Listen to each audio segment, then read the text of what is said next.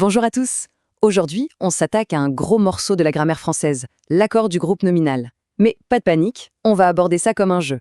Pensez-y, des règles, une équipe, une stratégie, et à la fin, promis, on gagne à tous les coups. Alors, l'idée, c'est de voir la grammaire un peu différemment.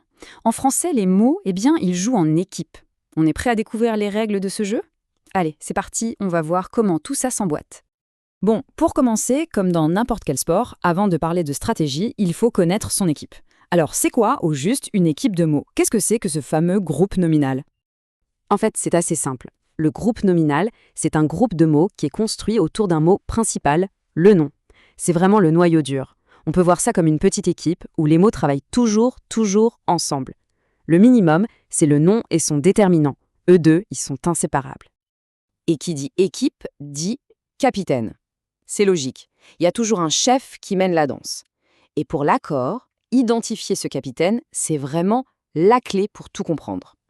Et ce capitaine, ce chef d'orchestre, c'est le nom. On l'appelle le nom-noyau. C'est vraiment le mot le plus important du groupe. C'est lui qui décide de tout.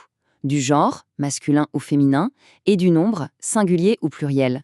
Tous les autres mots de l'équipe, ils n'ont pas le choix, ils doivent le suivre. Bien sûr, la taille de l'équipe peut varier. Parfois, on a juste l'équipe minimale, le capitaine et son acolyte, le déterminant. Exemple, le garçon. Simple, efficace. Et puis parfois, l'équipe s'agrandit, on fait rentrer des renforts comme des adjectifs. Le grand garçon sportif, ça donne plus d'infos, c'est plus riche. Mais attention, même avec une équipe élargie, il n'y a toujours qu'un seul capitaine, le nom garçon. Ok, maintenant qu'on a notre équipe et notre capitaine, passons à la règle fondamentale du jeu. C'est la règle de l'uniforme. Imaginez une équipe de foot. Tout le monde porte le même maillot. En grammaire, c'est pareil. Cet uniforme, c'est l'accord en genre et en nombre. Alors, concrètement, comment on fait pour que tout le monde porte le bon uniforme? C'est une méthode en 3 étapes super simple. D'abord, on trouve le capitaine, le fameux nom-noyau. Ensuite, on regarde son uniforme à lui. C'est quoi son genre, son nombre? Et enfin, la 3e étape, la plus logique, on s'assure que toute l'équipe, donc le déterminant et tous les adjectifs, portent exactement le même uniforme. C'est tout. Bon, assez parlé de théorie, maintenant on va voir l'équipe en pleine action. C'est sur le terrain qu'on voit vraiment comment la règle du jeu s'applique. On regarde ça tout de suite. Regardez ce tableau, c'est limpide. Si le capitaine, le nom noyau, est lion, qui est masculin singulier, toute l'équipe s'accorde, le fier lion. Maintenant, imaginons que le capitaine change. Il devient lionne, donc féminin singulier. Hop, l'uniforme de tout le monde change, la fière lionne. Et si on passe au pluriel, lionne, facile, les fières lionnes.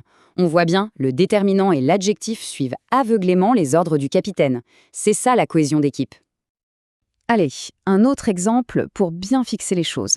Prenons un sportif courageux. Si notre capitaine devient sportive, au féminin pluriel, qu'est-ce qui se passe? Tout change. Des sportives courageuses. L'uniforme s'adapte. Il n'y a pas de discussion possible. Mais bon, ce serait trop simple s'il n'y avait pas quelques pièges, non? Comme dans n'importe quel jeu, il y a des petites subtilités, des feintes. On va voir ensemble comment les déjouer pour ne pas se faire avoir. Et voilà le premier piège, et c'est un grand classique, c'est celui des marques du pluriel qu'on n'entend pas. À l'oral, si je dis « les grands arbres », on entend le pluriel de « grand », mais pas celui de « arbre ».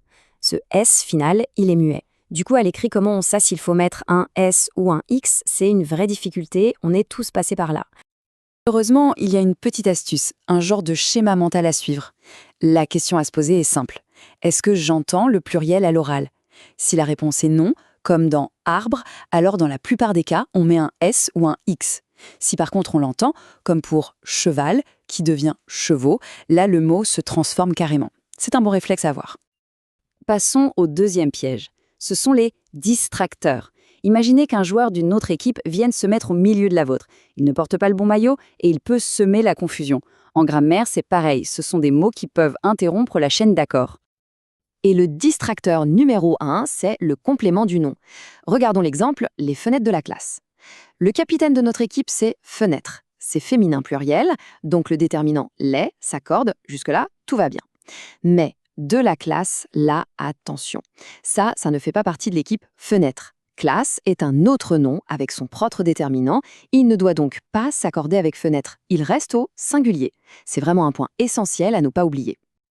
Allez, une dernière règle un peu spéciale pour la route. C'est un cas de figure un peu particulier. Qu'est-ce qui se passe si un adjectif doit qualifier deux noms, un masculin et un féminin? Par exemple, un garçon et une fille. Seront-ils attentifs ou attentives? Eh bien, la règle, c'est que le masculin l'emporte. L'adjectif se met donc au masculin pluriel. Et voilà, les règles du jeu sont sur la table. L'essentiel à retenir, c'est cette idée de capitaine, le nom noyau, qui donne ses ordres à toute son équipe. Une fois qu'on a repéré le capitaine, tout le reste suit logiquement.